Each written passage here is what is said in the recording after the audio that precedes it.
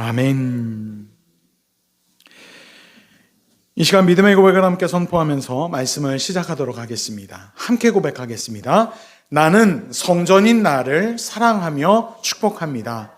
나는 기적과 복의 주인공입니다. 아멘. 우리를 기적과 복의 주인공 삼으셔서 하나님의 놀라운 은혜에 들어가 그 은혜를 누리는 복의 주인공 되게 하시는 전능하신 주님, 그 주님과 하나 되는 예배, 그 예수 그리스도 은혜 안에 사로잡히는 복된 예배의 시간이 되기를 예수님의 이름으로 축원합니다. 어느 날 한 아이가 아버지와 함께 산을 오르고 있었습니다. 처음에는요, 이 산 초입에 그 초입부터 막 그냥 45도 경사로 된 산들은 거의 없잖아요. 산 초입은 걸어가기 참 좋습니다. 숲길을 걸으면서 얼마나 시원하게 걸어갈 수 있겠습니까? 한참을 걸어가면서 이제 조금씩 이 경사가 진 이 산기슭을 오르게 되죠. 돌계단도 만나게 되고요. 또 미끄러운 흙 경사를 만나기도 합니다. 그러면서 점점 아이가 숨이 차오르죠. 아이만 숨이 차겠습니까? 아빠도 숨이 찹니다. 그러다가 잠깐 쉬기 위해서 돌 옆에, 바위 옆에 앉아 있는데 아이가 이렇게 이야기하는 거예요. 아빠, 왜 이렇게 힘든데 산을 올라가는 거야? 도대체 왜 나는 올라가야 되는 거야? 그냥 저 옆에 평평한 길로 가면 안 돼? 땀을 흘리면서 얼굴이 시뻘개져서 이야기하는 아이에게 아빠가 이렇게 이야기합니다. 얘야, 산 꼭대기로 올라가는 길, 우리가 목표로 했던 길은 저 평평한 길로는 갈 수 없어. 저기는 그냥 산을 옆으로 돌아가다가 밑으로 내려가는 길일 뿐이야. 우리가 가야 할 길은 이 가파른 길인데 올라가 보면 너무 좋아. 그래서 그렇게 잘 설득해서 끝까지 산을 오르게 됩니다. 마침내 정상에 올라서 정상에서 불어오는 시원한 바람을 맞으면서 저 밑으로 보이는 그 도시의 풍경을 딱 눈앞에 보자마자 아이가 이렇게 이야기합니다. 아빠 너무 힘들었는데 여기 오니까 좋다. 여기 오니까 너무 좋다. 그렇게 이야기합니다. 사랑하는 성도 여러분, 우리의 신앙도 이와 같습니다. 하나님께서 우리를 인도하시는 길은 때론 힘들고 또 이해가 되지 않습니다. 그리고 어떤 때는 정말 너무나도 두려움 가득한 길처럼 보여지고 느껴집니다. 그러나 그 길 끝에는 반드시 생명과 회복이 우리에게 준비되어져 있습니다. 오늘 우리가 함께 나눌 말씀도 바로 그 이야기입니다.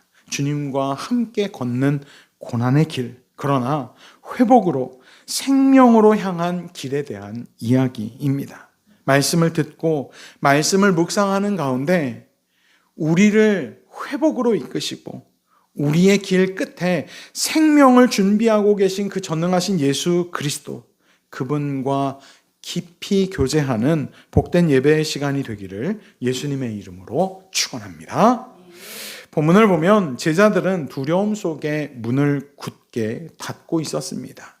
이 상황이 어떤 상황이냐면 예수님께서 십자가에 달려 돌아가신 후에 막달라 마리아와 다른 여인들이 예수님의 무덤으로 예수님의 장사를 제대로 지내기 위해서 찾아갑니다. 근데 예수님의 무덤의 문이 활짝 열려 있고 그곳에 그들이 찾던 예수님은 계시지 않고 한 빛나는 천사가 앉아 있었습니다. 그리고 그 천사는 이 여인들을 통해서 예수 그리스도께서 살아나셨다라는 소식을 전하도록 명령하게 되죠.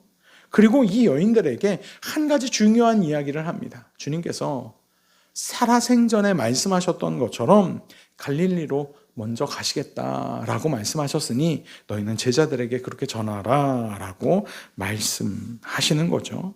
그리고 나서 그 후의 이야기입니다. 19절 말씀에 이날 곧 안식 후 첫날 저녁 때에 제자들이 유대인들을 두려워하여 모인 곳의 문들을 닫았더니, 자, 키워드는 이것입니다. 두려워하여 문을 닫았다. 예수님을 따르던 그들이었지만 십자가 사건 이후에 그들의 마음은 완전히 무너졌습니다. 예수님도 그렇게 죽으셨는데 나도 언제 죽을지 모르겠다. 잡히면 죽는다. 예수님을 떠났다라는 죄책감, 예수님처럼 죽을 수도 있다라는 두려움, 그들이 그렇게 열심을 내며 복음을 증거했지만 결국 그 복음의 주체이신 예수님마저 돌아가셨다. 자기들이 하던 모든 일들이 다 실패했다라는 그 실패감이 그들을 짓누르고 있었습니다. 그래서 그들은 문을 닫아 잠그었습니다. 세상으로부터 자기를 차단한 것입니다. 그리고 어쩌면 하나님으로부터도 자기의 마음의 문을 닫고 있었는지 모릅니다. 그런데 바로 그곳, 세상과의 단절을 선언한 그곳, 하나님과의 단절까지 선언했던 그곳에 부활하신 예수님께서 찾아오십니다. 예수께서 오사 가운데 서서 이르시되 너희에게 평강이 있을지어다. 여러분, 문은 닫혀 있었고 그들의 마음 또한 완벽히 닫혀 있었습니다. 그런데 예수님께서 그 닫혀 있는 문을 통과하셔서 그들에게 임하신 것입니다. 닫힌 문을 통과하여 아무도 예상하지 못한 방식으로 그들 가운데 서 계신 것입니다. 이것은 단순한 기적 이상의 의미를 가집니다. 예수님과의 만남은 인간의 준비나 조건이 아니라 전적으로 주님의 주권과 은혜로 이루어진다라는 사실입니다. 우리는 종종 이렇게 생각합니다. 내가 아직 준비가 안 됐어. 내가 준비가 철저하게 되어야 주님을 만날 수 있지 않을까? 내가 더 기도하고, 내가 더 예배드리고, 내가 더 말씀 안에 온전하게 서야 그래야 주님 만날 수 있지 않을까? 스스로를 채찍질합니다. 내가 믿음이 더 좋아져야 그래야 주님 만날 자격이 있지 않을까? 그래야 주님이 만나주시지 않을까라는 그런 생각을 합니다. 그러나 성경은 우리에게 정반대로 말합니다.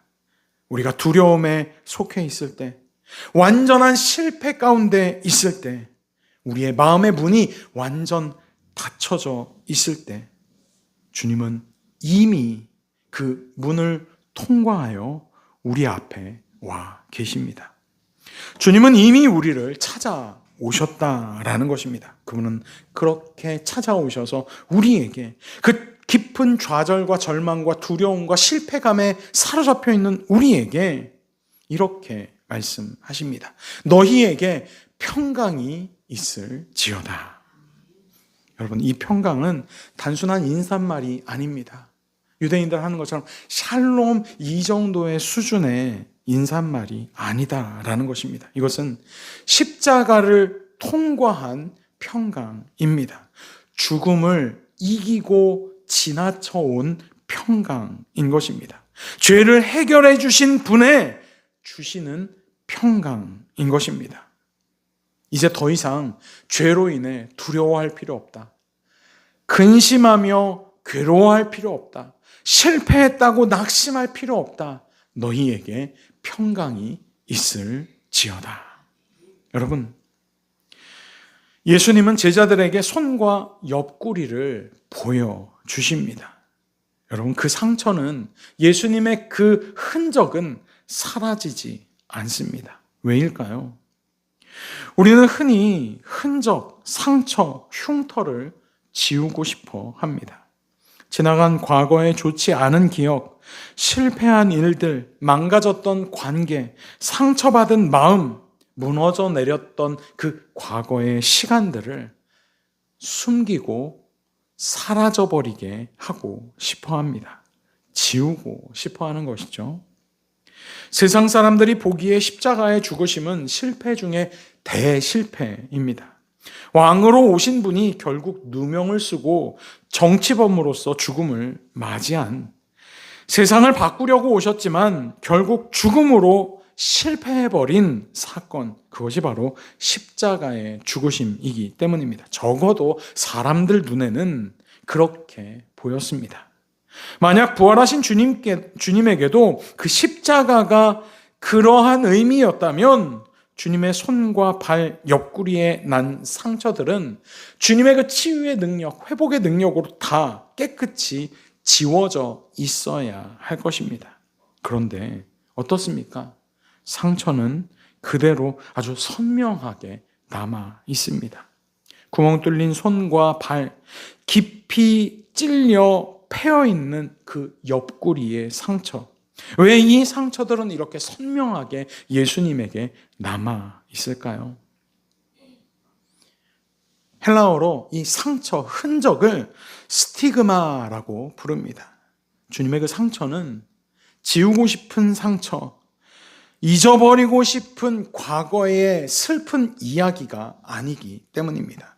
그 흔적은 우리를 살린 흔적, 우리를 죄에서 구원하신 흔적, 우리를 거룩한 하나님 나라로 이끌어가는 놀라운 면류관과 같기 때문입니다. 부활은 십자가를 지운 사건이 아니라 십자가를 완성한 사건이기에 그 부활의 흔적으로서 손과 발, 옆구리의 상처가 그대로 흔적으로 남아 있는 것입니다. 그 상처는 사랑의 증거인 것입니다. 제자들은 그 상처를 보고 나서야 비로소 기뻐합니다. 그리고 그들은 예수님을 다시 예수님으로 알아보게 됩니다. 그 전까지는 저게 누구지? 왜 우리 앞에 서 있지? 라고 했지만 그 십자가의 흔적, 스티그마를 발견하고 나서야 예수님인 것을 알아보게 된 것이죠. 부활의 신앙은 단순히 예수님이 살아나셨습니다 라는 그런 현상에 대한 지식이 아닙니다. 그분이 바로 내가 알던 주님이시다. 그분이 지금 나를 사랑하신다 라는 것을 인식할 때, 그때에야 막연한 두려움은 완전한 기쁨으로 그 성질 자체가 바뀌게 되는 것입니다. 저와 여러분이 그 예수 그리스도의 살아나심을 내가 알던 주님으로 인식하는, 나를 여전히 지금도 사랑하셔서 언제든 그 십자가를 다시 지실 수 있는 주님이 바로 내가 믿는 예수님이다라는 사실을 늘 인식하는 그런 믿음의 자녀의 삶을 살아가게 되기를 예수님의 이름으로 축원합니다. 그런데 이 제자들이 많이 모여 있었던 이 자리에 한 사람이 그 자리에 없었습니다. 바로 도마입니다. 우리가 알고 있는 도마, 어떤 선입견이 있냐면 의심 많은 도마. 그렇게 우리는 도마에 대해 인지합니다. 12제자 중에 하나로서 디두모라 불리는 도마는 예수께서 오셨을 때에 함께 있지 아니한지라. 꼭 그래요. 꼭 이렇게 한 사람씩 중요한 자리에 사라집니다. 밥 먹자 하고 불러보면 꼭 한두 명씩 없죠. 뭔가 중요한 이야기를 하려고 치면 꼭 한두 명씩 없습니다. 이 도마가 그런 사람이었던 것 같습니다. 그런데 우리가 알고 있는 것처럼 도마는 의심 많은 사람, 의심병 환자처럼 그렇게 생각하지만 사실은 그렇지 않습니다. 다 똑같아요. 잘 보면 다른 제자들도 처음엔 믿지 않았어요. 예수님이 문을 통과하여 들어오셨을 때 누구야? 뭐지? 이건 무슨 상황이야? 다들 놀라고 두려워합니다. 그런데 그들도 예수님의 상처를 보고 나서야 믿음을 갖게 됩니다. 20절이죠. 이 말씀을 하시고 손과 옆구리를 보이시니 제자들이 주를 보고 기뻐하더라. 주님의 상처를 보고 나서 제자들도 그제서야 예수님인 줄 알고 기뻐합니다. 뒤늦게 나타난 도마가 요구한 것은 특별한 것이 아니에요. 다른 제자들이 경험했던 것을 자기도 경험해 보고자 나도 주님의 손과 발, 그 못자국을 그리고 옆구리에 난 상처를 만져보지 않고서는 내가 믿지 않겠다. 나도 그것을 만져봐야 믿을 수 있지 않겠냐. 너희들이 단체로 환각에 걸려가지고 제정신이 아닌지 내가 어떻게 아느냐. 나도 너희들이 경험했던 것을 똑같이 경험해야 그래야 그제서야 믿고 싶다라고 현실적으로 이야기한 것입니다. 도마의 고백은 나도 주님 만나고 싶다라는 믿음의 고백인 것입니다. 이것은 불신앙이 아니라 오히려 진지한 갈망인 것입니다. 그리고 놀랍게도 예수님은 그 도마의 갈망을 외면하지 않으십니다. 여드레 후, 여드레는 며칠이죠? 8일. 요새 어린 청년들이나 학생들은 하루 이틀 사흘 나흘까지밖에 모르더라고요. 닷새 엿새 이래 여드레 금음 보름 이런 말 잘 모르더라고요. 어른들이 계속 써주셔야 합니다. 순 우리말 한국말이죠. 예수님께서 도마에게 여드레 만에 다시 찾아오십니다. 27절에 내 손가락을 이리 내밀어 내 손을 보고 내 손을 내밀어 내 옆구리에 넣어보라. 예수님이 도마가 예수님한테 전화한 것도 아닌데 예수님이 그 도마의 마음을 아주 분명하게 정확하게 아시고 나보다 나를 더 잘 아시는 주님이 도마보다 도마를 더 잘 아셔서 오시자마자 얘기하시잖아요. 내 손가락을 내밀어라. 자, 여기 구멍 뚫린 거 보이지? 발에도 만져볼래? 야, 옆구리 여기도 만져봐. 넣어봐. 그러다 도마가 예수님에게로 다가가서 실제로 쑥 하고 넣어봤을까요? 아니요. 성경은 그렇게 기록하고 있지 않아요. 도마가 예수님의 이 말씀에 예수님 곁에 가서 예수님을 만져본 것이 아니라 예수님 곁에서 그냥 그 사건을 봅니다. 예수님을 보는 거예요. 다른 제자들과 같이 예수님을 보자마자 도마가 대답하여 이르되 나의 주님이시오 나의 하나님이시니이다.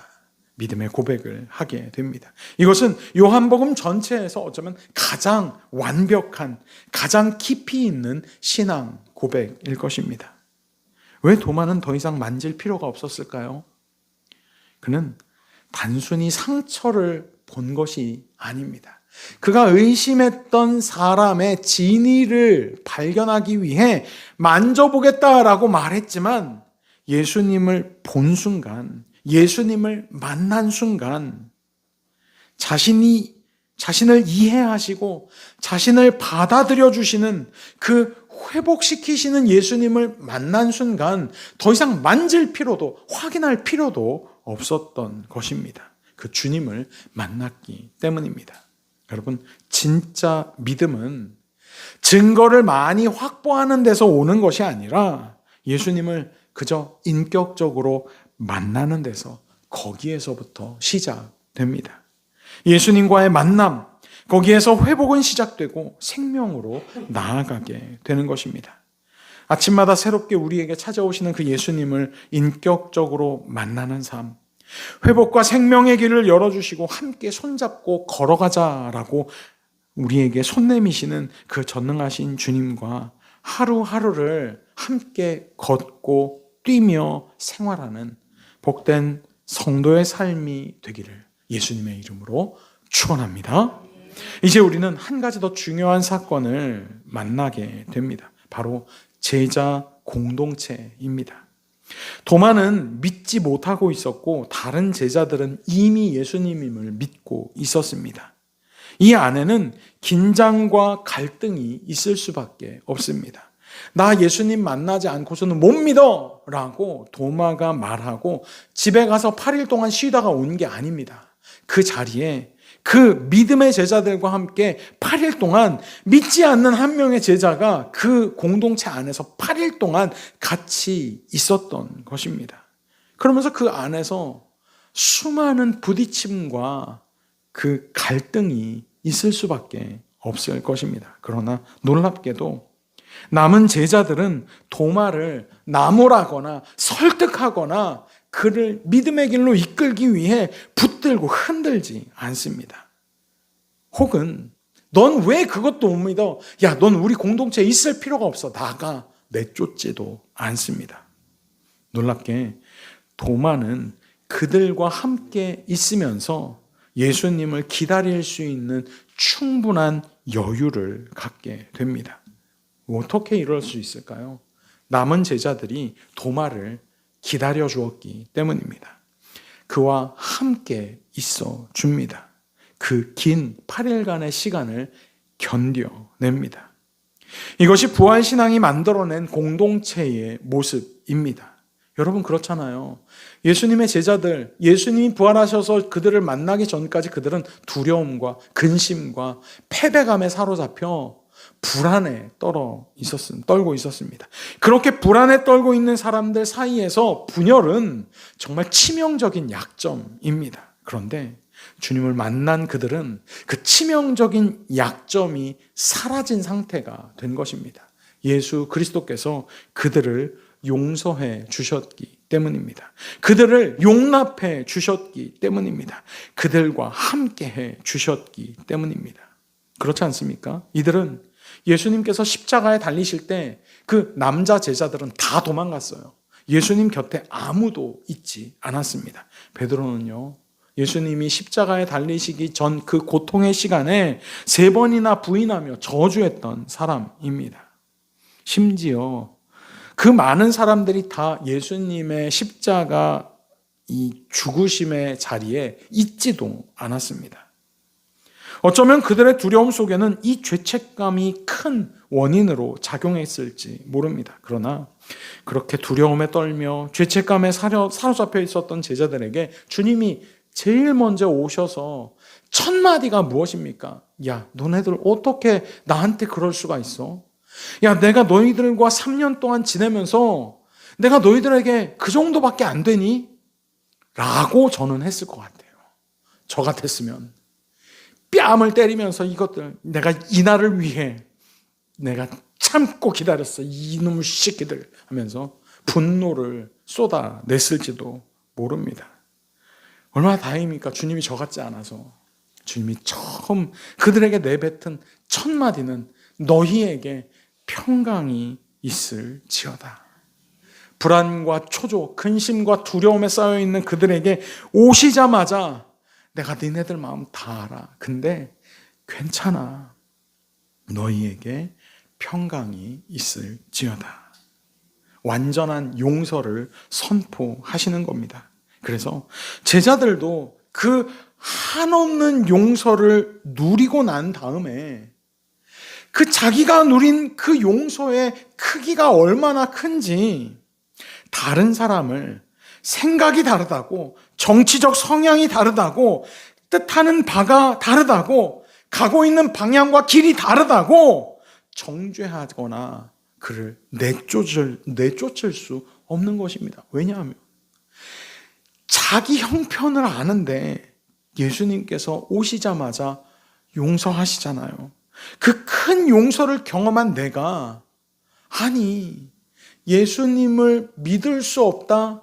그게 단지 믿음이 없어서 믿을 수 없다가 아니라 그 안에 도마라는 사람의 그 안에 이미 지나온 과정을 통해 예수님을 향한 갈망과 기대가 얼마나 큰지를 아니, 그를 미워할 수도, 그를 정죄할 수도, 그를 내쫓을 수도 없이 예수님이 나를 사랑하신 것처럼 그를 사랑하고 이해하고 용납하고 품어 안을 수 있는 부활의 믿음이 그들 안에 충만하게 임했던 것입니다. 그들은 이미 한계가 없는 은혜를 받았습니다.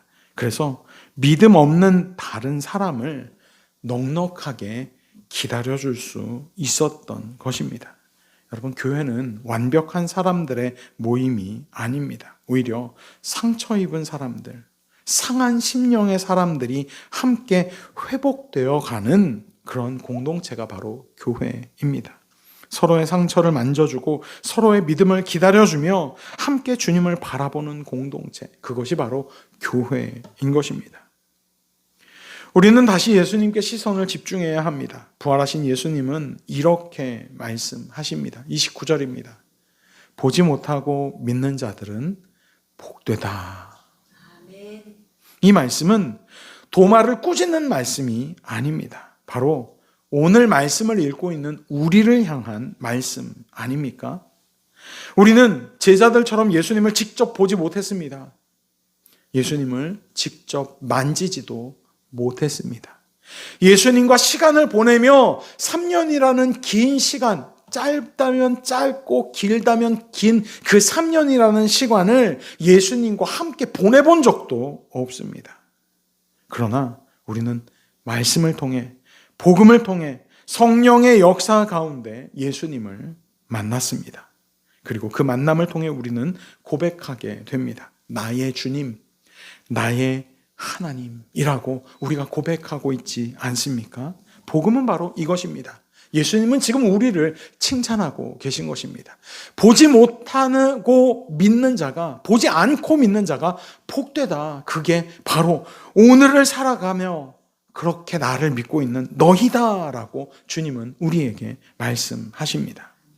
예수님께서 우리의 죄를 위해 십자가에서 죽으셨고 우리를 의롭다 하시기 위해 부활하셨으며 지금도 살아계셔서 우리를 찾아오시는 거룩한 하나님이십니다. 그분은 여전히 상처를 가지고 계십니다. 그 상처는 우리를 향한 사랑의 증거입니다. 그분은 지금도 우리에게 말씀하십니다. 너희에게 평강이 있을지어다. 너희에게 평강이 있을지어다. 여러분, 산을 오르던 이 딸아이가 힘들게 투덜거리면서 결국은 정상에 올라가서 아버지에게 말하죠. 아빠, 힘들었는데 여기 오니까 너무 좋다. 왜 여기 올라오는지 알겠다라고 그렇게 이야기하는 것처럼 우리의 인생의 길에도, 우리의 믿음의 길에도 때로는 고난의 길을 만나게 됩니다. 왜 이런 일이 일어나야 하는지 이해도 되지 않고 납득도 되지 않을 때가 있습니다. 그러나 우리가 주님의 손을 붙잡고 걷는다면 그 길은 고난과 역경으로 끝나는 길이 결코 아닙니다. 십자가를 지나야 부활이 있듯이 고난의 길을 지나야 회복과 생명의 자리가 우리에게 준비되어져 있는 것입니다. 그리고 그 길을 걸어가는 과정에서 우리는 분명 고백하게 될 것입니다. 주님, 너무 힘들었지만, 너무 괴로웠지만 그럼에도 불구하고 주님이 나와 함께 해주셔서 잘 지나올 수 있었어요. 주님, 감사합니다. 주님, 이 날을 위해 나와 함께 걸어주셨군요. 주님, 사랑합니다. 라고 고백하게 될 것입니다. 저와 여러분을 회복의 자리로, 생명의 자리로 날마다 이끌어 가시는 전능하신 주님, 그 주님과 손잡고 매일의 삶을 힘써 걸어가는 승리의 주인공, 생명의 주인공, 회복의 주인공이 다 되기를 예수님의 이름으로 축원합니다. 이 시간 마지막 믿음의 고백을 함께 나누며 말씀을 마치겠습니다. 함께 고백하겠습니다. 하나님의 말씀은 나의 생명입니다. 하나님의 말씀은 나의 능력입니다. 아멘. 기도하겠습니다.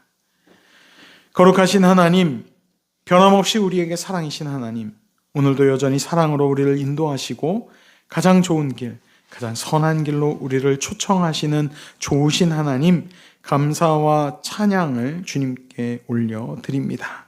두려움 속에 문을 닫고 있었던 제자들처럼 우리도 때로는 믿음을 잃고 주저앉아 있을 때가 많음을 고백합니다. 주님, 우리를 안아주시고 우리와 동행하여 주시옵소서.